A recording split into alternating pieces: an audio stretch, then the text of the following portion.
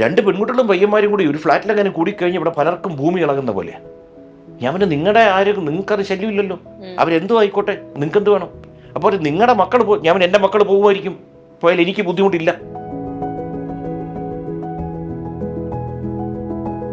ഈ ബോൾഡായി നിൽക്കുന്നത് സിനിമയിലെ അവസരങ്ങൾ കുറയ്ക്കാൻ ഇടയാവും. ഒരു മ്യൂച്വൽ കൺസെന്റോടുകൂടി രണ്ടുപേര് തമ്മിൽ അടുക്കുന്നതും ബന്ധപ്പെടുന്നതും എനിക്ക് ഒരു വിയോജിപ്പില്ല. അത് എൻ്റെ മക്കളാണ്, എൻ്റെ ഭാര്യയാണ്, എനിക്ക് വിഷയമല്ല. അതും ഞാൻ പറയാം, ബലം പ്രയോഗിച്ചുള്ളതും ചതിച്ചതുമായിട്ടുള്ളവർ, അല്ലാത്തതിനോടൊന്നും എനിക്ക് യാതൊരു യോജിപ്പില്ല. ഈ ഭയങ്കരമായി സംസ്കാരം സംസാരിക്കുന്നവരൊക്കെ വലിയ കുഴപ്പക്കാരാണ്. ഒരാൾക്ക് എങ്ങനെ നടക്കണം നമ്മൾ ഡിഫൈൻ ചെയ്തിട്ടുണ്ടോ നിയമത്തിൽ? ആരെന്ത് വസ്ത്രം ധരിക്കണം? വലിയ ന്യായം പറഞ്ഞ് വേന്ദ്രന്മാരെ പിടിക്കപ്പെട്ടത് ഞാൻ കണ്ടിട്ടുണ്ട്. ഞാൻ നല്ലവൻ ഒരിടത്തും പറഞ്ഞിട്ടില്ല, പറയാൻ ആഗ്രഹിക്കുന്നില്ല. ജയകൃഷ്ണ ഹണിമൂൺ പോകുമ്പോ കുടുംബം പോയതിന് മിഥുനം സിനിമ എന്നൊക്കെ പറഞ്ഞ് കമന്റ്സ് ഇല്ല, ലൈക്ക് ഇല്ല, തീർന്നു. ഇവിടെ ലൈക്ക് കമന്റ്സ് ഇല്ലാത്തൊരു മെന്റൽ ഡിപ്രഷനായിട്ട് ആശുപത്രിയിലാവുന്ന കാലം. പെട്ടെന്ന് പല്ലൊക്കെ ഇങ്ങനെ വന്നിട്ട് സമ്മർ പാലസിലേക്ക് കൊണ്ടുവരുന്നു. ചേട്ടൻ കണ്ടിട്ടുണ്ടായിരുന്നു ആ വിഷ്വൽസ് ഒക്കെ വന്നത്? ഞാനത് കണ്ട് ഭയങ്കരമായിട്ട് ചിരിക്കും. കാരണം വെച്ച് കഴിഞ്ഞാല് ഈ ഗോമൂത്രം കുടിച്ചു കഴിഞ്ഞാൽ ഈ അസുഖം ഭേദമാവുക, ഇത്തരം കാര്യങ്ങൾ BJP പ്രചരിപ്പിക്കുമ്പോൾ ഒരു കുഞ്ഞ് ജനിച്ചു കഴിഞ്ഞാൽ, മനുഷ്യൻ കുഞ്ഞ് ജനിച്ചു കഴിഞ്ഞാൽ 2 വയസ്സ് 3 വയസ്സ് 5 വയസ്സ് വരെ അമ്മയുടെ പാല് കുടിക്കും. അത് കഴിഞ്ഞാൽ പാല് കുടിക്കുന്നവരാണെങ്കിൽ മരണം വരെ കുടിക്കുന്നത് പശുവിന്റെ പാലാണ്. ഇപ്പൊ ബീഫ് കഴിക്കില്ല എന്ന് പറഞ്ഞു കഴിഞ്ഞാൽ വരുന്നൊരു ചോദ്യം BJP ആണോ എന്നാണ്. ഈ BJP നേതാക്കൾ ബീഫ് കഴിക്കാറില്ലേ? എന്തുകൊണ്ട് കഴിച്ചുകൂടാ? ആര് പറഞ്ഞു കഴിച്ചുകൂടെന്ന്? ഈ ബീഫ് കഴിക്കുന്നു എന്നുള്ള പേരില് ആളുകളെ തല്ലിക്കൊല്ലുന്നതും ബീഫ് കഴിക്കരുത് എന്ന് പറഞ്ഞത് ബാൻ ചെയ്യുന്ന സിനിമയിലേക്ക് പോകുമ്പോ പണ്ടേ മക്കൾക്ക് കൊടുക്കുന്ന ഒരു ഉപദേശമാണ് ഒന്നിൽ മാത്രം ഒരിക്കലും നിന്നു പോകരുത് എന്നുള്ളത്. അഹാന സിനിമയിലേക്ക് പോകുമ്പോഴും അത് മാത്രമായിരുന്നു കൊടുത്ത ഉപദേശം. സിനിമയിൽ പോകുമ്പോൾ ഞാൻ ഉപദേശം കൊടുക്കാറില്ല. കാരണം വെച്ച് കഴിഞ്ഞാൽ ഞാൻ കണ്ട സിനിമയല്ല ഇപ്പോഴത്തെ സിനിമ, കംപ്ലീറ്റ്ലി മാറിക്കഴിഞ്ഞു. എൻ്റെ അനുഭവമല്ല ഇന്നത്തെവർക്കുണ്ടാകുന്ന അനുഭവം. അപ്പോൾ ഞാൻ എൻ്റെ അനുഭവങ്ങളെപ്പറ്റി ഇവർക്ക് പറഞ്ഞു കൊടുക്കേണ്ടവർ കണ്ടു വളർന്നതാണ്. പെരുമാറാൻ പറയും എപ്പോഴും, ഏറ്റവും നല്ല രീതിയിൽ പെരുമാറുക, ബാക്കിയൊക്കെ നടന്നോളും. കാരണം ഈ പേരും പണവും ഒക്കെ അങ്ങ് വരുന്നതാണ്, അവരുടെ കഴിവുകൊണ്ടല്ല. അപ്പോൾ അതുപോലും പണം വരുന്നുണ്ടെങ്കിൽ അതൊരു ഒഴുക്കാണ്, അതിനൊരിക്കലും തടഞ്ഞു നിർത്തരുത്, അതിനെ ഒഴുകാൻ അനുവദിക്കണം. അതായത് മറ്റുള്ളവരിലോട്ട് പോകണം. ഞാൻ അതുകൊണ്ട് നേരത്തെ റംബൂട്ടാൻ്റെ വലയിടുന്നു എന്ന് പറഞ്ഞത്, സഹജീവികൾ എന്ന് പറയുന്നത് പ്രാണി തൊട്ട് വരും. ഒരു പരാഗണം നടത്തുന്ന ചെറിയ ചെറിയ വണ്ടുകളുണ്ട്. ഇത് ചെന്ന് ഇതിൽ തൊട്ടിട്ട് അപ്പുറത്ത് പോകുമ്പോൾ ഇതിൽ പൂമ്പൊടി അപ്പുറത്ത് എത്തിക്കുക. അങ്ങനെ ഈ മരങ്ങൾ 6 മാസം കഴിയുമ്പോൾ കായ്ക്കും, ഇവിടെ പഴങ്ങളുണ്ടാകുന്നു. ഇവർക്കകത്തൊരു ഭാഷ ഉണ്ടെന്ന് വിചാരിക്കുക. അണ്ണാനോടും കാക്കയെടുത്തും പറയും. അപ്പോൾ അവർ 6 മാസം കഴിയുമ്പോൾ ഇവിടെ ഭക്ഷണം എന്ന് പറഞ്ഞ് വരുമ്പോൾ വലയിട്ട് വെച്ചാലൊരു കുഴപ്പം അവരുണ്ടാക്കിയതാണ്. അപ്പം അതിൻ്റെ ഒരു അംശം അവരുടെയാണ്. പക്ഷെ കാർഷിക അടിസ്ഥാനത്തിൽ ഇത് പറ്റില്ല. അല്ലാതെ ഇപ്പം ഞങ്ങളെപ്പോലെ 5-6 മരങ്ങളുള്ളപ്പോൾ അവർക്കും കൊടുത്തു കഴിഞ്ഞാൽ നമുക്കും എടുക്കാം, അവർക്കും എടുക്കാം. ഈ പറഞ്ഞ ഈ പിള്ളേരത്തും പറയുന്നത്രേ ഉള്ളൂ, നിങ്ങൾക്ക് വരുന്ന ധനം മുഴുവൻ നിങ്ങളുടെ കഴിവുകൊണ്ട് നിങ്ങൾ അഭിനയിച്ചുകൊണ്ടാണെന്നൊരു തോന്നലുണ്ടെങ്കിൽ അത് വളരെ അപകടം ചെയ്യും. അതുകൊണ്ട് ഈ ഓഫീസ് ഇപ്പം നമ്മളിരിക്കുന്നത് അഹാദിഷിക്കാന്ന് ഞങ്ങളുടെ ചാരിറ്റിയുടെ ഓഫീസാണ്. അപ്പോൾ ഈ പിള്ളേരത്തൊക്കെ പറയും, കണക്കില്ല, നിങ്ങൾക്ക് എന്താണെന്ന് വെച്ചാൽ മാസം നിങ്ങൾക്ക് അല്ലെങ്കിൽ വരുന്ന വരുമാനത്തിൽ നിന്ന് ഇങ്ങോട്ട് ഇട്ടേക്കുക. അതെവിടെ മക്കളും ഭാര്യയും ഞാനും എല്ലാവരും അങ്ങനെയാണ് ഈ അഹാദിഷിക എന്ന്. അപ്പം ഞങ്ങളിവിടെ കുറേ ടോയ്ലറ്റും മറ്റതൊക്കെ ഇവിടെ കെട്ടിക്കൊടുത്തിട്ടുണ്ട്. അതിന് വലിയ പ്രചാരമൊന്നും കൊടുക്കാറില്ല. അത് ഭയങ്കരമായ സ്ട്രെങ്ത് തരും, മുന്നോട്ട് പോകാനുള്ളത് വരും. വരുമാനം പോലും ഒഴുക്കൊരിക്കലും നിൽക്കില്ല, കൊടുക്കും തോറും എത്രയോ ഇരട്ടിയായി തിരിച്ചു വരും. അതുപോലെ കുറച്ച് ബോൾഡ് ആണെന്ന് തോന്നിയിട്ടുണ്ട്. അതൊപ്പം തന്നെ ഈ ബോൾഡായി നിൽക്കുന്നത് സിനിമയിലെ അവസരങ്ങൾ കുറയ്ക്കാൻ ഇടയാവും. ഇപ്പൊ നോ പറയുന്നത് കൊണ്ട് മാത്രം അവസരങ്ങൾ നഷ്ടപ്പെടുന്നുണ്ടെന്ന് പലരും പറയുന്നുണ്ട്. അത്തരത്തിൽ അങ്ങനെ ഒരു സാധ്യതയുണ്ടോ? അത് അങ്ങനെ പറഞ്ഞാൽ സിനിമ മേഖല വളരെ മോശമാണെന്ന് നമ്മളിരിക്കും. മേഖലയ്ക്ക് കുഴപ്പമില്ല, എന്തായാലും വ്യക്തികളുടെ ഇതാണ്. പിന്നെ എല്ലാ ആണുങ്ങളും അങ്ങനെ ആവണമെന്നില്ല, വളരെ ചുരുക്കം ആണുങ്ങളേ ഉള്ളൂ ഈ ഒരു കണ്ണോടെ കാണുന്നത്. ഇപ്പം എനിക്കെന്താ ഈ വിഷയങ്ങളൊക്കെ താല്പര്യമില്ലാത്ത ആളാണ്. താല്പര്യമുള്ളായിരുന്നു എനിക്ക് ഭാര്യയോട് സംസാരിച്ചിട്ട് 4 പിള്ളേരുണ്ടാവില്ലല്ലോ. ഈ വിഷയങ്ങളൊക്കെ നമുക്ക് താല്പര്യമുള്ള ആളാണ്. പക്ഷേ അത് ആരോട് എന്ത് പ്രയോഗിക്കണം നമ്മൾ ആലോചിക്കുക. പിന്നെ ഒരു മ്യൂച്വൽ കൺസെൻറ്റോടുകൂടി 2 പേര് തമ്മിൽ അടുക്കുന്നതും ബന്ധപ്പെടുന്നതും എനിക്ക് ഒരു വിയോജിപ്പില്ല. അത് എൻ്റെ മക്കളാണ്, എൻ്റെ ഭാര്യയാണ്, എനിക്ക് വിഷയമല്ല. അല്ലാതെ ഈ ഫോഴ്സ് യൂസ് ചെയ്തുള്ള സംഭവങ്ങളോട് അതിശക്തമായ പണിഷ്മെൻറ്റുകൾ കൊടുക്കണം. ഈ റിപ്പോർട്ടുകൾ വന്നാൽ പോരാ, കൃത്യമായി. അതും ഞാൻ പറയാം, ബലം പ്രയോഗിച്ചുള്ളതും ചതിച്ചതുമായിട്ടുള്ളവർ, അല്ലാത്തതിനോടൊന്നും എനിക്ക് യാതൊരു യോജിപ്പില്ല. 2 പേര് തമ്മിൽ ഇഷ്ടപ്പെട്ട് എവിടെ പോകുന്നു, എന്ത് ചെയ്യുന്നു, അത് എൻ്റെ വിഷയമല്ല, നമ്മുടെ സമൂഹത്തിൻ്റെ വിഷയമല്ല. അപ്പോൾ നമ്മൾ സംസ്കാരത്തെ പറ്റി പറയും.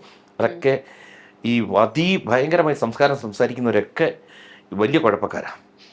എന്ന് തോന്നാറുണ്ട്. അതെ, ഈ പെൺകുട്ടികളുടെ വസ്ത്രത്തെ കുറിച്ച് പറയുക എന്ന് പറയുന്നതാണ് എനിക്ക് കൂടുതലും തോന്നിയിട്ടുള്ളത്. ഇപ്പോ സാധാരണ കണ്ടിട്ടുണ്ടാവുമായിരിക്കും, പലരും ഈ ചിത്രങ്ങളിൽ വെച്ചിട്ടാണ് ആളുകൾ എന്ത് ഡ്രസ്സാണ് ഈ ധരിക്കുന്നത്, ഇങ്ങനെയാണോ ഡ്രസ്സ് ധരിക്കുന്നത് എന്നൊക്കെ പറഞ്ഞിട്ട് ഭയങ്കരമായി അത് കേൾക്കേണ്ടി വരുന്നുണ്ട്. ഒരു പെൺകുട്ടി തുണി ഇല്ലാതെ നടന്നു പോകുന്നു, തൊടാൻ പാടില്ല. ഞാൻ ചോദിക്കുന്നത് എവിടെ നിയമം? ഒരാൾക്ക് എങ്ങനെ നടക്കണം നമ്മൾ ഡിഫൈൻ ചെയ്തിട്ടുണ്ടോ നിയമത്തിൽ? ആരെന്ത് വസ്ത്രം ധരിക്കണം? ഇത് ഉടനെ പറയുന്നത് വെച്ചാൽ ആണുങ്ങളുടെ അങ്ങനെയാണെങ്കിൽ അവന് എന്താണെന്ന് വെച്ചാൽ അവനെ ചികിത്സ കൊടുക്കണം. നമുക്കിത് എന്ത് ഇവിടെ ഇത്രയും ആണുങ്ങളുണ്ടല്ലോ ഈ നാട്ടിൽ, ഈ കുറച്ച് പേർക്ക് മാത്രം ഇത് ഞരമ്പുകളുടെ കുഴപ്പമാണ്. ഇതിന് ചികിത്സയാണ് ആവശ്യം. ഒന്നാമത്തെ കാര്യം, പണ്ടൊരു കാര്യം പറയും, ഭയഭക്തി ബഹുമാനം എന്ന് പറയും. ഇവിടെ ഭയമില്ല, അതായത് ശിക്ഷാ നടപടികൾ കുറവാണ്. ഒരേ തെറ്റ് ചെയ്യുന്നതിൽ തന്നെ 10 പേർക്ക് ഒരു ശിക്ഷ, മറ്റൊരാൾക്ക് വേറെ ശിക്ഷ. ഇതാണ് അപകടം വരുത്തുന്നത്. ശിക്ഷ കടുപ്പിച്ചാലുണ്ടല്ലോ ഒരുതനും കളിക്കത്തില്ല. ഭയമില്ലാത്തതാണ് ഇവിടുത്തെ പ്രശ്നം. ഈ ഭയം വന്ന ഒരു കുഴപ്പമുണ്ട്, ഭക്തിയും ബഹുമാനം എൻ്റെ കൂടെ ഇൻബിൽറ്റാ വന്നോളൂ. അത് മാറുമ്പോഴത്തേക്ക് ഈ പ്രശ്നമൊക്കെ തീരും. ഒരു ഞരമ്പനെ നല്ല പോലെ ഒന്ന് പിടിച്ച് ശിക്ഷിക്കുന്ന പബ്ലിക്കായിട്ട് കാണിച്ചു കൊടുക്കട്ടെ, എല്ലാം മാറിക്കോളും. ഇതിപ്പോൾ 2 പെൺകുട്ടികളും പയ്യന്മാരും കൂടി ഒരു ഫ്ലാറ്റിലെങ്ങനെ കൂടിക്കഴിഞ്ഞ് ഇവിടെ പലർക്കും ഭൂമി ഇളകുന്ന പോലെയാണ്. ഞാൻ പിന്നെ നിങ്ങളുടെ ആരും നിങ്ങൾക്കത് ശല്യമില്ലല്ലോ, അവരെന്തോ ആയിക്കോട്ടെ, നിങ്ങൾക്കെന്ത് വേണം? അപ്പോൾ നിങ്ങളുടെ മക്കൾ ഞാൻ എൻ്റെ മക്കൾ പോകുമായിരിക്കും, പോയാൽ എനിക്ക് ബുദ്ധിമുട്ടില്ല. എനിക്ക് ബുദ്ധിമുട്ടുണ്ടാക്കുന്ന ഒരു പ്രവൃത്തി അവർ ചെയ്യുന്നില്ല. അവരാരുടെ കൂടെ പോകുന്നു, എന്തിനു പോകുന്നു എനിക്ക് ബുദ്ധിമുട്ടേ, അത് അവരുടെ ഇഷ്ടമാണ്. പ്രായപൂർത്തിയായി കഴിഞ്ഞാൽ അവരുടെ സ്വാതന്ത്ര്യമാണ്. അതിന് യാതൊരു ഇതും നമ്മൾ പറഞ്ഞു കൊടുക്കും ഇന്ന കാര്യങ്ങളുണ്ട്. വലിയ ന്യായം പറഞ്ഞ് വേന്ദ്രന്മാരെ പിടിക്കപ്പെട്ടത് ഞാൻ കണ്ടിട്ടുണ്ട്. ഞാൻ നല്ലവൻ ഒരിടത്തും പറഞ്ഞിട്ടില്ല, പറയാൻ ആഗ്രഹിക്കുന്നില്ല. കാരണം ഈ നല്ലത് ചീത്ത എന്ന് ഡിഫൈൻ ചെയ്യുന്നത് എന്താ നല്ലത് എന്താ ചീത്ത, അത് ഓരോരുത്തരെ അനുസരിച്ചിരിക്കും, ഓരോരുത്തരുടെ കാഴ്ചപ്പാട് അനുസരിച്ചിരിക്കും. പ്രായം അനുസരിച്ചിരിക്കണം. പ്രായം ചെന്ന പഴയവരുണ്ട്, അവർ വളർന്ന രീതി വെച്ച് നോക്കുമ്പോൾ അവർക്ക് തെറ്റായിട്ട് തോന്നും. ഞാൻ അവരടുത്തൊന്നും എതിർക്കില്ല. പക്ഷെ ഇന്ന് ഈ ഓവറായിട്ട് എഴുതുന്നവരുണ്ടല്ലോ, അവരാണ് അപകടകാരികൾ. അതുപോലെ ഈ കമന്റിന്റെ കാര്യം പറഞ്ഞപ്പോ, ജയകൃഷ്ണ ഹണിമൂൺ പോകുമ്പോ കുടുംബം പോയതിന് മിഥുനം സിനിമ എന്നൊക്കെ പറഞ്ഞ് കമന്റ് ഇട്ടവരുണ്ട്. അവസാനം എന്തെന്നറിയോ, ഞാൻ എപ്പോഴും പറയുന്നത്, സന്തോഷം കണ്ടെത്താൻ ആർക്കും ദ്രോഹമില്ലാത്ത എന്ത് ചെയ്തിട്ട് സന്തോഷം ഉണ്ടെങ്കിലും ഞാൻ എൻ്റെ ഭാഗത്താണ്. പിന്നെ എഴുതുന്നില്ലേ, ഞാനിപ്പോൾ എഴുതുന്ന വെച്ചാൽ നമ്മളെപ്പറ്റി ഒന്നും ആരും എഴുതിയില്ലെങ്കിലുണ്ടല്ലോ നമ്മൾ ആരും അല്ലാതായി പോകും. അതൊരു വിഷമമാണ്. പിന്നെ തകർന്നു പോകൂലേ? കമന്റ്സ് ഇല്ല, ലൈക്ക് ഇല്ല, തീർന്നു. ഇവിടെ ലൈക്ക് കമന്റ്സ് ഇല്ലാത്തൊരു മെന്റൽ ഡിപ്രഷനായിട്ട് ആശുപത്രിയിലാവുന്ന കാലം ഇത്. വളരെ ചെറിയൊരു കാലത്താണ് നമ്മൾ ജീവിക്കുന്നത്, കുറച്ച് കാലമേ നമ്മൾ ജീവിക്കുന്നുള്ളൂ. ഇപ്പം എനിക്ക് 56 വയസ്സുണ്ട്. ഈ 56 വയസ്സ് വരെ എന്നെ ഭൂമിയിൽ കൊണ്ടു നടന്ന ശക്തികൾ എന്താണെന്ന് എനിക്കറിയില്ല. അതിനൊക്കെ നന്ദി പറയും. അങ്ങനെ ഒരു യാത്രയുടെ ഒരു പ്ലാനിങ് സംഭവിക്കുന്നത് എന്തുകൊണ്ടായിരുന്നു? നാച്ചുറലി അങ്ങനെ സംഭവിച്ച് എല്ലാരും കൂടി ഒന്നിച്ചങ്ങ് പോയതായിരുന്നോ? അത്രേ ഉള്ളൂ. അതിന് ഈ ഹണിമൂൺ എന്നൊക്കെ പറഞ്ഞത് നമുക്ക് പിൽക്കാലത്ത് വന്നൊരു ചിന്തയില്ല, കല്യാണം കഴിഞ്ഞ ഹണിമൂൺ പോകണം എന്നുള്ളത്. ഇതങ്ങനെയല്ല, ഞങ്ങൾക്കെല്ലാം കൂടി കറങ്ങാൻ പോയി, അതിന് കുറച്ച് മുമ്പോട് കല്യാണം കഴിച്ചു, എല്ലാരും അതിന് ഹണിമൂൺ. അത്രേ ഉള്ളൂ. പക്ഷെ അത് എനിക്ക് തോന്നുന്നു നിങ്ങളത് പോയപ്പോ അതും ഒരു സന്തോഷം. കാരണം വെച്ച് കഴിഞ്ഞാൽ അതിനെപ്പറ്റി എഴുതുന്നു, അതിൽ കുറെ വീഡിയോ ഇറക്കുന്നു. ഇപ്പൊ തന്നെ മോളുടെ വീട് തന്നെ വേറൊരു ഇഷ്യൂ പറഞ്ഞൊരു വീഡിയോ ഇറക്കി. അതിലൊക്കെ പലർക്കും പണം ഉണ്ടാക്കാൻ പറ്റുന്നുണ്ട്. അപ്പം നമുക്കത് ദോഷമായിട്ട് തോന്നുന്നില്ല. മാനസികം, ഞാൻ ഒരിക്കൽ അവൾക്കത് ചെറിയൊരു തട്ട് കിട്ടി ഇടയ്ക്ക്. കാരണം വെച്ചാൽ അവളുടെ കച്ചവടത്തെ തകർക്കാൻ വേണ്ടി ചെയ്യുന്ന ഇതിനകത്ത് സോഷ്യൽ മീഡിയ വളരെ നല്ല, പക്ഷേ ഈ ഡബിൾ എഡ്ജ് സ്വാഡ് എന്ന് പറയും, ഇരുവരെയും കട്ട് ചെയ്യുന്ന ഒരു സംഭവം. ഇപ്പൊ എന്ന് വെച്ചാൽ പ്രിൻസി നാളെ ഒരു സ്ഥാപനം തുടങ്ങുന്നു, പെട്ടെന്നത് ഉയർന്നു. അപ്പം അപ്പുറത്തിരിക്കുന്ന 5 പേർക്ക് അത് ബുദ്ധിമുട്ട് വരുന്നു. അല്ല, ഒരു കടക്കാരന്, അയാൾ ഈ യൂട്യൂബർമാരെല്ലാം മോശമെന്നല്ല, അതിനകത്ത് കുറച്ച് പേരെ തിരഞ്ഞെടുത്തിട്ട് നിങ്ങളെ കരുതിയച്ച് കാണിക്കാനും നിങ്ങളുടെ ബിസിനസ് തകർക്കാനുമായിട്ട് ചില സാധനങ്ങൾ ഉണ്ടാക്കുമ്പോൾ അവിടെ നമ്മൾ ഇടപെട്ട് നിയമപരമായിട്ട്, അതുവരെ ഞാൻ ഇടപെടില്ലായിരുന്നു. നമ്മൾ നോക്കുമ്പോൾ അതിക്രൂരമായ ക്രിമിനൽ ആക്ടിവിറ്റി നടക്കുന്നു, അവിടെ വരെ ഞാൻ ഇടപെട്ടില്ല. അവിടെ നമ്മൾ ഇടപെടും. എവിടെ എങ്ങനെ പരാതി കൊടുക്കണം, ആരോട് സംസാരിക്കും. കാരണം എൻ്റെ മക്കളെ പ്രൊട്ടക്റ്റ് ചെയ്യും, ഞാൻ കൂടെ നിൽക്കും. അത് ശരിയും തെറ്റൊന്നും ഞാൻ നോക്കത്തില്ല, അത് എൻ്റെ ഒരു രീതിയാണ്. ഞാൻ നിൽക്കും എന്ന് വെച്ചാൽ ബന്ധുക്കളെ അല്ലെങ്കിൽ മറ്റേ ഒരു ന്യായം ചെയ്ത ആളെ തെറ്റാക്കി കാണിക്കുകയല്ല. എൻ്റെ മകളുടെ വണ്ടി ഇടിച്ച വിഷയമുണ്ടായി, 100% മറ്റേ ആൾ ഇടിച്ചത്. ആ പയ്യന് നല്ല പയ്യനായിരുന്നു. സൊമാറ്റോ ഒരു കമ്പനിയിൽ ഇവള് പേടിച്ചും പോയി, ഇടിച്ചു പൊടിച്ച് നിരക്കി കൊണ്ടുപോയി. അപ്പോൾ തെറ്റ് ആരുടെ എന്നുള്ള ആ പയ്യൻ അവിടെ വെച്ച് പറയുന്നു. പക്ഷേ നമ്മൾ അപ്പോഴും നോക്കേണ്ടത്, എത്രയല്ല പയ്യൻ വേദന എടുത്ത് ആശുപത്രി കിടക്കുകയാണ്. അവരുടെ മാതാപിതാക്കൾ വിളിച്ചു, ആ വണ്ടി നന്നാക്കാനുള്ളതും ആ ചികിത്സയുടെ എല്ലാം കൊടുത്തു. അവർക്കത് വേണ്ടെന്ന് വരെ പറഞ്ഞു. പക്ഷേ അപ്പോഴെന്താ പറ്റുന്ന നമുക്കൊരു മനസ്സമാനമുണ്ട്. കാരണം എത്രയായാലും ഒരു അപകടം നടന്നു കഴിഞ്ഞാൽ വേദന എടുക്കുന്നത് ഭയങ്കരമാണ്, ഫിസിക്കൽ പെയിൻ എന്ന് പറയുന്നത്. അപ്പോൾ ഇതൊക്കെ പിള്ളേർക്ക് പറഞ്ഞു കൊടുക്കും. ശരി തെറ്റിനെ വലിയതായിട്ട് നോക്കരുത്. തെറ്റാണെങ്കിൽ അവരുടെ ഭാഗത്തുണ്ടെങ്കിലും ഒന്ന് ഹാപ്പി ആക്കിയിട്ട് അവരുടെ മനസ്സിലും ഒരു നല്ല തോട്ട് വരുമല്ലോ. വൈബ്സ് എന്ന് നേരത്തെ പറഞ്ഞത്, പോസിറ്റീവ് വൈബ്സ് ഉണ്ടാക്കാൻ പറ്റും. അതിനിടയിൽ സോഷ്യൽ മീഡിയയിൽ പെട്ടെന്ന് വൈറലായ ഒരു സാധനം ഉണ്ടായിരുന്നു, ചേട്ടന്റെ സമ്മർ പാലസിലെ ആ ഗോസ്റ്റായി വന്ന് ആ വിഷ്വൽ പെട്ടെന്ന് പല്ലൊക്കെ ഇങ്ങനെ വന്നിട്ട് സമ്മർ പാലസിലേക്ക് കൊണ്ടുവരുന്നു. ചേട്ടൻ കണ്ടിട്ടുണ്ടായിരുന്നു ആ വിഷ്വൽസ് ഒക്കെ വന്നത്? ഞാനത് കണ്ട് ഭയങ്കരമായിട്ട് ചിരിക്കും. കാരണം വെച്ച് കഴിഞ്ഞാൽ ഈ ട്രോൾ ഉണ്ടാക്കുന്നതിനകത്തും ഒരു ജീനിയസ് അതിനകത്തുണ്ട്, ഒരു ബ്രെയിൻ്റെ ഉണ്ട്, ക്രിയേറ്റിവിറ്റി ഉണ്ട്. കാരണം ഒരു സാധനം കാണുമ്പോൾ നമ്മൾ കാണുന്നതിൽ നിന്ന് വ്യത്യസ്തമായിട്ട് ഒരാൾ കാണുന്നതുകൊണ്ടാണ് അത് ചെയ്യാൻ പറ്റുന്നത്. അത് ദ്രോഹിക്കലല്ല, ആക്ച്വലി ജനങ്ങളിൽ പോലും ഒരു ചിരി പടർത്താൻ പറ്റുന്ന സംഭവമാണ്. ഞാൻ പല വേദികളിൽ പറഞ്ഞില്ല, പണ്ട് ഏറ്റവും വലിയൊരു നേതാവായിരുന്നു കെ കരുണാകരൻ കുഞ്ഞാണ്. അദ്ദേഹം മുഖ്യമന്ത്രിയായിട്ട് ധാരാളം കാലം വാഴുന്നു. സൂപ്പർ പവർഫുള്ളായിരുന്നു. അതായത് പത്രമോ ഏതിനെ വേണം നിയന്ത്രിക്കാൻ പറ്റുന്നില്ല. പക്ഷേ പത്രക്കാരുടെ നിരന്തരം കാർട്ടൂണുകൾ വരുന്നത് പുള്ളിയെ പറ്റി. പുള്ളിയുടെ മുഖം വരച്ചിട്ട് 3-4 കുത്ത് വരയ്ക്കും. അതാണ് പുള്ളിയുടെ മീശ. എന്തിനും എടുത്തിട്ട് എഴുതുമായിരുന്നു. അപ്പോൾ ഒരിക്കലും ഇങ്ങനെ പത്രക്കാർ ചോദിച്ചു, താങ്കൾ വളരെ ശക്തനായ ഒരു നേതാവാണ്, എന്തുകൊണ്ട് ഇവരെ നിയന്ത്രിച്ചുകൂടാ, നിങ്ങൾക്ക് ഇതിങ്ങനെ കുപ്രസിദ്ധമായ സംഭവം. അദ്ദേഹം ഒരു ചിരിയുണ്ട് എപ്പോഴും, ചിരിച്ചിട്ട് പറഞ്ഞു, കുപ്രസിദ്ധിയുടെ മറച്ചു പിടിച്ചാൽ അതും പ്രസിദ്ധിയാണ്. അത്രേ ഉള്ളൂ. 5 പൈസ ചെലവില്ല. നമ്മളെ പറ്റി തന്നെ പറയില്ലേ. അത് നമ്മളത് ചെയ്തിട്ടില്ലെന്ന് ഉറപ്പുണ്ടെങ്കിൽ പിന്നെ നമുക്ക് എന്താ, ആരും എന്താ പറയട്ടെ. അതിനുശേഷം ആ സിനിമ കുറെ ആൾക്കാർ കണ്ടു കേട്ടോ. ആ സീൻ അതാണ് അതിന്റെ ഭാഗ്യം കണ്ടോ. അപ്പൊ അതിന്റെ നിർമ്മാതാക്കൾ ആർക്കോ അവർക്ക് എന്തെങ്കിലും ധനം കിട്ടുന്നെങ്കിൽ അതും ഗുണകരമാവും. അതുകൊണ്ട് എല്ലാത്തിനും ഒരു നല്ല വശമുണ്ട്. നമ്മൾ അതിലോട്ട് തന്നെ നോക്കാൻ തുടങ്ങിക്കഴിഞ്ഞാൽ. പക്ഷെ ആദ്യ സിനിമ കാശ്മീരായിരുന്നു, സൈന്യമായിരുന്നില്ലേ ആദ്യ സിനിമ? ഞാൻ ആ സിനിമയിലേ ഇല്ല, സൈന്യത്തിലും. പക്ഷെ വിക്രത്തിന് വേണ്ടി ഡബ് ചെയ്തു കേട്ടു. ഡബ് ചെയ്യാൻ പോയി, എന്നെ അനുവദിച്ചില്ല. അന്നത്തെ നിയമം എന്താ വെച്ചാൽ ഞാൻ ചെന്നൈയിൽ താമസിക്കുന്നു, 5 പൈസ കയ്യിലില്ല.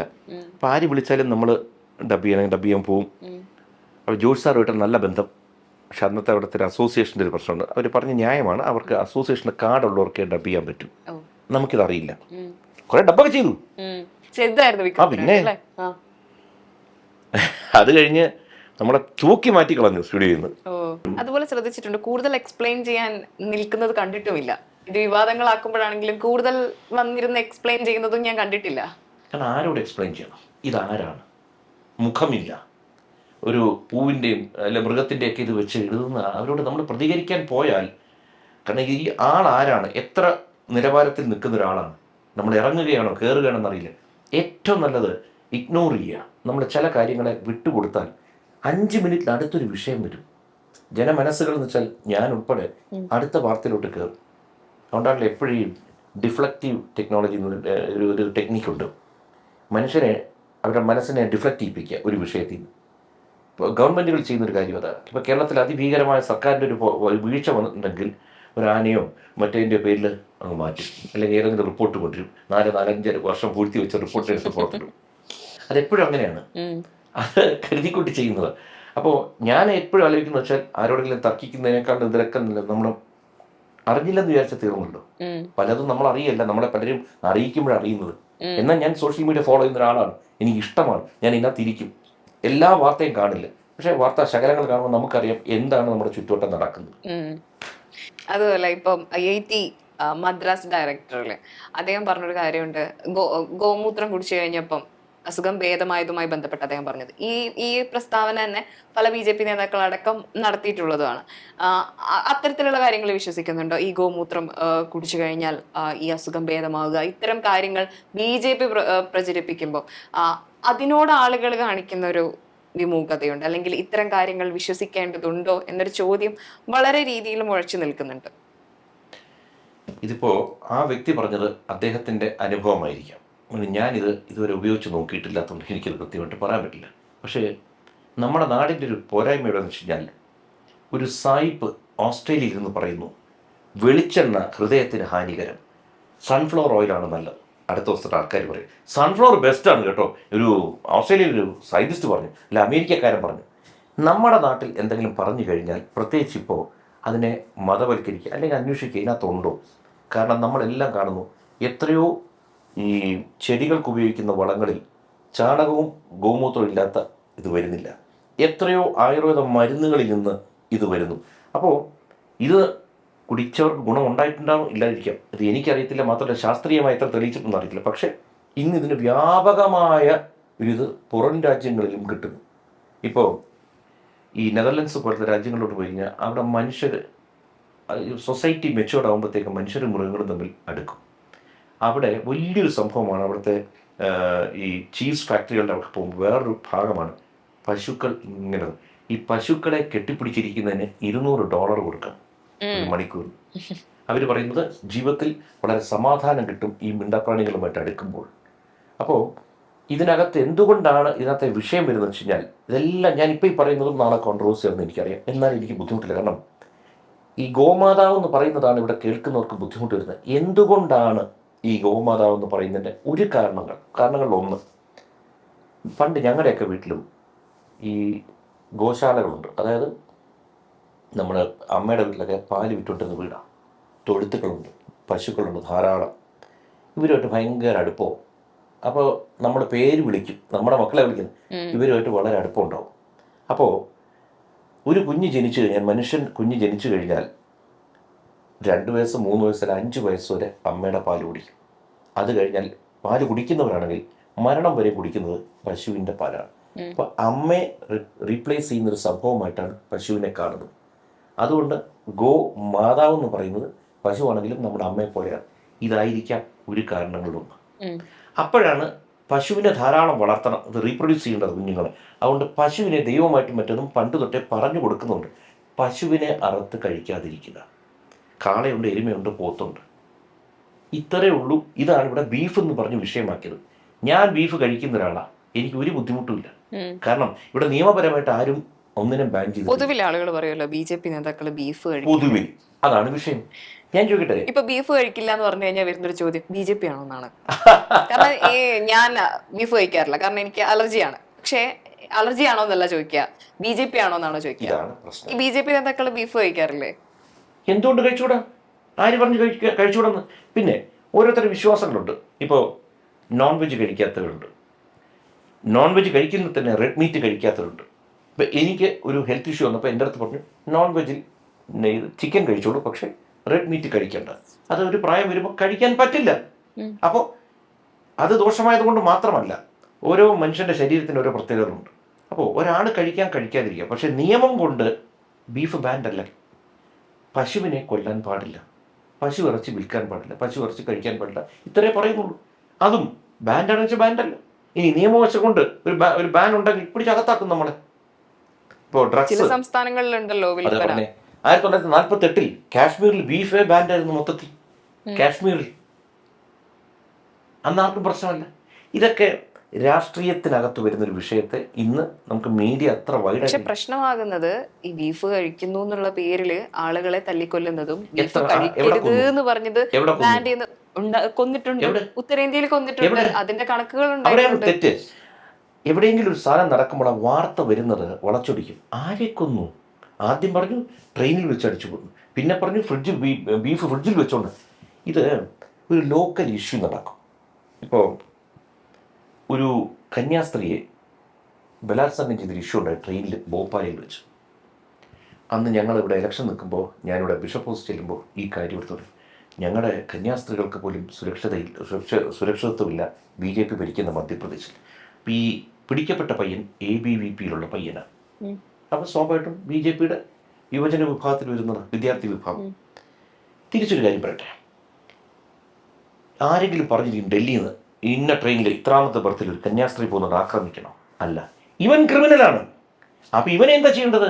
ഇവനെ BJP-യോ ഹിന്ദുവോ ABVP-യോ നോക്കണ്ടേ, അവനെ ക്രിമിനലായിട്ട് ട്രീറ്റ് ചെയ്യവനെ ശിക്ഷിക്കുക, അതല്ലേ? അപ്പോൾ അവിടെ എന്ത് പറ്റുന്നു? ഹിന്ദു ക്രിസ്ത്യൻ ലഹള ഒരു പ്രശ്നമായിരുന്നു. അങ്ങനെ ആക്കരുത്. അവിടെയാണ് ഈ മാധ്യമത്തിൻ്റെ റോൾ. എവിടെയാണ് ഇന്ന് ഏതെങ്കിലും മാധ്യമ ഒരു ചാനലോ പത്രമോ ഉണ്ടോ ബയസ്ഡ് അല്ലാത്തത്? ഇന്ന പാർട്ടിയുടെ അല്ല ഇന്ന മതത്തിൻ്റെ അങ്ങനെയല്ലേ വരുന്നത്? 5 ചാനലിൽ 6 വാർത്തയാണ് വരുന്നത്, ഹെഡ്ലൈൻസ്. ഞാനൊരു വാർത്ത ഈ പണിയിൽ നിന്ന് തുടങ്ങിയത്. ഞാൻ 1989 ദൂരദർശനിൽ ഇതുപോലെ കമ്പും ഇതുപോലെ ക്യാമറ ഒക്കെ ആയിട്ട് നടന്ന ഒരാളാണ്. അന്നത്തെ പ്രത്യേകത എന്താ വെച്ച് കഴിഞ്ഞാൽ, കേന്ദ്രത്തിൽ ഒരു വലിയ നേതാവ് ഭരിക്കുന്ന ഏത് രാഷ്ട്രീയ പാർട്ടിയുടെ പതുക്കെ ഒരു വയലിൻ്റെയോ സിത്താറിൻ്റെയോ വീണയുടെ എന്തെങ്കിലും ഒരു മ്യൂസിക് ഇട്ടേ ഒന്നും പറയില്ല. അപ്പോൾ മനുഷ്യന് തോന്നി തുടങ്ങും എന്തോ ഒരു ഈ ഷോക്കിംഗ് ബ്രേക്കിംഗ് ന്യൂസുകളൊന്നും കൊടുക്കേണ്ട ആവശ്യമില്ല, ബ്ലാങ്കറ്റ് ചെയ്യണം. അടുത്ത ദിവസം ആകുമ്പോഴത്തെ ജനങ്ങൾക്ക് എന്തൊക്കെയോ ഒരു ധാരണ, അപ്പോൾ പത്രത്തിൽ വരുന്നു ഇന്ന ആൾക്ക് അപകടം സംഭവിച്ചു, ഇന്ന തരത്തിൽ മരിച്ചു. ഇന്ന് ഒരു 30 മിനിറ്റിനകത്ത് 3 ബ്രേക്കിങ്ങാണ്. മനുഷ്യനിങ്ങനെ ഞെട്ടാൻ തയ്യാറായിട്ടിരിക്കുക. ഞാൻ പറയുന്നത് ഇതൊക്കെ എന്ന് വെച്ച് കഴിഞ്ഞാൽ ഇവിടെ നിങ്ങൾ മതപരം എന്താണ്, ക്രിസ്ത്യനാണോ ഹിന്ദു ആണോ, എന്താണ്? ഹിന്ദു. നിങ്ങളൊക്കെ ആരൊക്കെയാണ്? ഹിന്ദു. ഒരു ക്രിസ്ത്യാനി മുസ്ലിം ഉണ്ടായിരുന്നു ഇപ്പം ഒന്നും പറയാൻ സംസാരിക്കാറ്. കാരണം അറിയോ, എന്നെ ഇന്നേ വരെ എൻ്റെ ഒരു ക്രിസ്ത്യൻ സുഹൃത്തും എൻ്റെ അടുത്തൊന്ന് വിഷമം പറഞ്ഞ് നിങ്ങൾ ഹിന്ദു ആയതുകൊണ്ട് നിങ്ങളെ വിട്ട് ചെയ്തില്ലെന്ന് പറഞ്ഞില്ല. എൻ്റെ ഏറ്റവും അടുത്ത സുഹൃത്താണ്, നിങ്ങളൊക്കെ കാണും, അപ്പ ഹാജ. ഞങ്ങൾ 40-45 വർഷത്തെ പരിചയമാണ്. ഇന്ന് വരെ ഞങ്ങൾ തമ്മിൽ ചെറിയ കാര്യത്തിൽ പോലും പറഞ്ഞിട്ടില്ല. ഞാൻ ദുബായിൽ പോയാൽ എൻ്റെ ഏറ്റവും അടുത്ത സുഹൃത്താണ് സാജിദ്. ഇത് പറഞ്ഞ് നമ്മുടെ അകത്തൊരു സ്പർദ്ധ ഉണ്ടാക്കുക. മണിപ്പൂർ എന്ന് പറഞ്ഞു. രാഷ്ട്രീയം എന്താണ് അതിനകത്ത്? ഇവിടെ ക്രിസ്ത്യൻ സമൂഹം BJP അടുക്കുന്നു, എങ്ങനെ അകറ്റാം? മണിപ്പൂരിൽ എന്താ സംഭവിക്കുന്നത് ഇന്ന് നമ്മൾ പഠിച്ചാൽ മനസ്സിലാവും. അവിടെ ഒരു ഹിന്ദു ക്രിസ്ത്യൻ ലഹള നടന്നിട്ടേയില്ല. 2 ട്രൈബൽ ഗോത്ര വർഗങ്ങൾ തമ്മിലുള്ള തർക്കമാണ് കുക്കിയും മെയ്ത്തികളും. മെയ്ത്തികൾ മണിപ്പൂരിൻ്റെ സെൻട്രൽ ഭാഗത്ത് താമസിക്കുന്നു, അംഗസംഖ്യയിൽ അവർ കൂടുതൽ. കുക്കികൾ മലപ്രദേശത്ത്. അപ്പോൾ ഇത് ഈ കുക്കികളിൽ ഭൂരിഭാഗം ഇടന്നു വന്നവരാണ് മ്യാൻമാറിൽ നിന്ന് 80 വർഷങ്ങൾക്ക് മുമ്പ് ഇന്ത്യയിൽ കുടിയേറി പാർത്തവരാണ്. അപ്പോൾ എന്ത് പറ്റുന്നു, കുക്കികൾക്ക് SC ST എന്നുള്ള ഇത് കൊടുത്തു. അപ്പോൾ അവർക്ക് മാത്രമേ മലയിൽ സ്ഥലം വാങ്ങിക്കാൻ പറ്റൂ. മേയ്ത്തികൾക്ക് പണമുണ്ട്, അവിടുത്തെ ജനങ്ങൾ ജനിച്ചു വളർന്നവർക്ക് വാങ്ങിക്കാൻ പറ്റില്ല. ഇവർ പറഞ്ഞു ഞങ്ങളെ കൂടി SC ST ഉൾപ്പെടുത്തണം. അങ്ങനെ നീണ്ട കാലങ്ങളായി കോടതിയും മറ്റും നടക്കുക. കോടതി സർക്കാരിനോട് ചോദിച്ചു ഇവരെ ഉൾപ്പെടുത്താൻ പറ്റുമോ ഇല്ലയോ. സർക്കാരിൻ്റെ മറുപടി ചോദിച്ചു. സർക്കാർ എന്തോ അനുകൂലമായിട്ട് കൊടുക്കുകയോ, ഒപ്പം ഈ മലപ്രദേശങ്ങളിൽ കഞ്ചാവ് വേട്ട നടത്തി ബിരൻസി. ഇത് രണ്ടും കൂടെ ആയപ്പോൾ കുക്കികളെ മറ്റ് രാജ്യങ്ങൾ, പുറം ചൈന പോലെ രാജ്യങ്ങൾ ഇളക്കി വിട്ട് പ്രശ്നമായപ്പോൾ ഇവിടെ വരുന്ന വാർത്ത എന്ത്? പള്ളികൾ കത്തിക്കുന്നു, ക്രിസ്ത്യാനികൾക്കെതിരെ. ഇവിടെ ശരിക്കും നടക്കുന്നുണ്ടല്ലോ. നടക്കും. കാരണം എന്തറിയോ, അവിടെ ഗോത്രവർഗങ്ങൾക്കകത്ത് ഒരു മേത്തി എന്ന് പറഞ്ഞാൽ ഗോത്രത്തിനകത്ത് ക്രിസ്ത്യാനി ഉണ്ട്, ഹിന്ദു ഉണ്ട്, മുസ്ലിം ഉണ്ട്. അവിടെ നോക്കുന്നത് എൻ്റെ ഗോത്രത്തിലുള്ളവരെ തൊട്ടെന്നാണ് നോക്കുന്നത്. അപ്പുറത്തുള്ള എല്ലാ ആരാധനാലയങ്ങളും കത്തിക്കുന്നു, വീട് കത്തിക്കുന്നു, എല്ലാം കത്തിക്കുന്നു. ഈ കൂട്ടത്തിൽ പള്ളിയും കത്തും. ഇവിടെ വന്ന് ന്യൂസ് അവസാനം ക്രിസ്തീയ പുരോഹിതന്മാരുടെ അവസാനം പറഞ്ഞെന്താ, സത്യാവസ്ഥ അതിൽ ഞങ്ങൾക്കിപ്പോൾ മനസ്സിലാവുന്നു. അപ്പോൾ ഇതിനകത്ത് എപ്പോഴും വെച്ച് കഴിഞ്ഞാൽ ഈ പൊളിറ്റിക്കൽ മൈലേജ് ഉണ്ടാക്കാൻ പല വിഭാഗങ്ങൾ എടുത്തെറിയും. ജനങ്ങൾ നമ്മൾ ഇമോഷണലി നമ്മളിതാവും. ഞാൻ ജന്മന ഒരു ഹിന്ദുവാണ്, ഓഹോ നമ്മുടെ അമ്പലത്തിൻ്റെ ഇങ്ങനെ അറിഞ്ഞല്ലേ, നമ്മൾ അവന്മാരെ തിരിച്ചടിക്കണമല്ലോ. ഈ ചിന്തയാണ് കുഴപ്പം. ഒന്ന് ചിന്തിക്കുക, അങ്ങനെ അവർ ചെയ്യാൻ വഴിയില്ലല്ലോ. എൻ്റെ ക്രിസ്ത്യൻ സുഹൃത്തുക്കളുണ്ടല്ലോ, അവരോട് ചോദിക്കുക, അവരങ്ങനെ ഇന്നവരങ്ങനെ ചെയ്തിട്ടില്ലല്ലോ, അല്ലെങ്കിൽ മുസ്ലിം സുഹൃത്തുക്കളുണ്ടല്ലോ, അവരങ്ങനെ ചെയ്യില്ലല്ലോ എന്ന് ചിന്തിക്കുന്ന ആൾക്കാരുടെ എണ്ണം കുറയുന്നതാണ് ഇവിടുത്തെ അപകടം. അല്ലെങ്കിൽ ഇവിടെ ഒരു പ്രശ്നവും ഇല്ല. എന്നെങ്കിലും നിങ്ങൾക്ക് നിങ്ങളുടെ പ്രശ്നങ്ങളുണ്ടായിട്ടുണ്ടോ? നമ്മൾ ജനിച്ചു വളർന്നപ്പോഴത്തേക്ക് എൻ്റെ സുഹൃത്തുക്കൾ എന്ത് മതത്തിൽപ്പെട്ടവരെന്ന് എനിക്കറിയില്ലായിരുന്നു. അത് കേരളത്തിന്റെ പ്രത്യേകത ആയിക്കൂടെ? ഒരിക്കലും ഇല്ല. ഞാൻ ഇപ്പോൾ താമസിക്കുന്നത് ഡൽഹിയിലാണ്. എൻ്റെ ഏറ്റവും നല്ല സുഹൃത്തുക്കൾ ഉത്തർപ്രദേശും ബീഹാറിൽ നിന്നാണ്. നമ്മുടെ തെറ്റായ ചിത്രമാണ് അവരെ പറ്റി.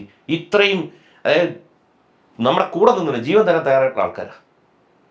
അതുകൊണ്ട് ഓരോ സ്ഥലത്തിനും ഓരോ വ്യത്യാസമുണ്ട്, ഇല്ലെന്ന് പറയാൻ പറ്റില്ല. കാരണം അവിടുത്തെ വെള്ളം, അവിടുത്തെ വായു, അവർ ജനിച്ചു വളർന്ന രീതി ഒക്കെ വ്യത്യാസമാണ്.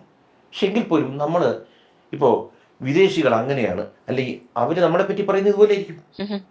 ഈ ഭൂമി എന്ന് പറയുന്ന ഒരു സാധനമാണ്. ഇതിനകത്ത് പല സ്ഥലത്ത് താമസിക്കുന്നു. വിശന്നാൽ ഭക്ഷണം കഴിക്കും, ദാഹിച്ചാൽ വെള്ളം കുടിക്കും, ഏവനും. പിന്നെ തണുപ്പ് രാജ്യം ചിലപ്പോൾ ഫോർക്ക് വെച്ച് കുത്തി കഴിക്കും, നമ്മളിവിടെ കൈകൊണ്ട് കഴിക്കും. ഇങ്ങനെ കുറച്ച് വ്യത്യാസമല്ലാതെ എന്തുവാ? കാരണം നമ്മൾ തമ്മിലുള്ള ഒരു, അതായത് ഈ ഡിഫറൻസ് വളരെ കുറച്ചാണ്, 2%. സാമ്യം നോക്കിയാൽ എല്ലാ മനുഷ്യരും ഒരു 98% ഒരുപോലെയാണ്. അവരവരുടെ കുഞ്ഞ് ജനിച്ചു കഴിഞ്ഞാൽ കൊച്ചു കുഞ്ഞുങ്ങളോട് ഇഷ്ടം. ഇവിടെ അങ്ങനെ കൊച്ചു കുഞ്ഞുങ്ങളെ സ്കൂളിൽ വിടും, അവിടെ അങ്ങനെ ഇവിടെ അങ്ങനെ. അപ്പം ചെറിയ ചെറിയ കാര്യങ്ങൾ പറഞ്ഞു. ചിലപ്പോൾ നിറം കൊണ്ട്, കാരണം അവിടെ തണുപ്പായതുകൊണ്ട് അവരുടെ തൊലിയുടെ നിറം അങ്ങനെയാവും.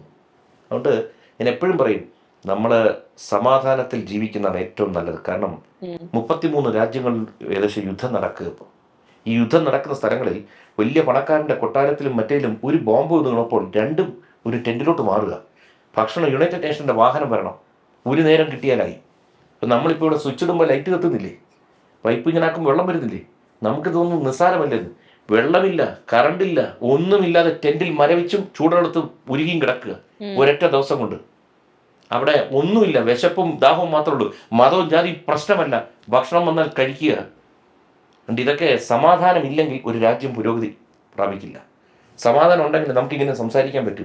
2014 വരെ എടുത്തു നോക്കുക, രാഷ്ട്രീയപരമായി പറയാം, ഇന്ത്യ ഒട്ടുക്ക് ചറപറ പൊട്ടിക്കൊണ്ടിരുന്ന ബോംബ് പൂനെയിൽ പൊട്ടുന്നു, കാശ്മീരിനാര് പറയാനില്ല. ഇപ്പോൾ ദീപാവലിക്ക് എല്ലാവരും ഇവിടെ പടക്കം പൊട്ടുന്നത് കേൾക്കാറുണ്ട്. അപ്പം നമ്മൾ നല്ല പ്രവൃത്തി ആര് ചെയ്താലും നല്ലതും അംഗീകരിക്കണം. ഞാൻ ആ കുറ്റം കുറ്റം കുറ്റം പറഞ്ഞിട്ട് കാര്യമില്ല. രാജ്യമാണ് പ്രധാനം. നമ്മുടെയും ഇപ്പോൾ പ്രിൻസിൽ എൻ്റെയൊക്കെ ലൈഫ് ഇത്രാം ജനിച്ച് ഇത്രാം മരിക്കും, ലൈഫ് തീരും. പക്ഷേ ഭൂമിയിലെ ലൈഫ് തുടരും. രാജ്യമാണ് പ്രധാനം, വ്യക്തിക്ക് വലിയൊന്നുമില്ല. ഞാൻ നീണ്ടുപോയി സംസാരിച്ചാൽ. ഓക്കെ, നന്ദി. നമ്മൾ ഒരുപാട് സംസാരിച്ചു. ഇത്രയും സമയം അനുവദിച്ചതിന് താങ്ക് യു. തിരിച്ചും ഇത്രയും സമയം സഹിച്ചും ക്ഷമിച്ചും ഒക്കെ ഇരുന്ന നിങ്ങൾ 3 പേർക്കും എൻ്റെ അതിയായ സന്തോഷം.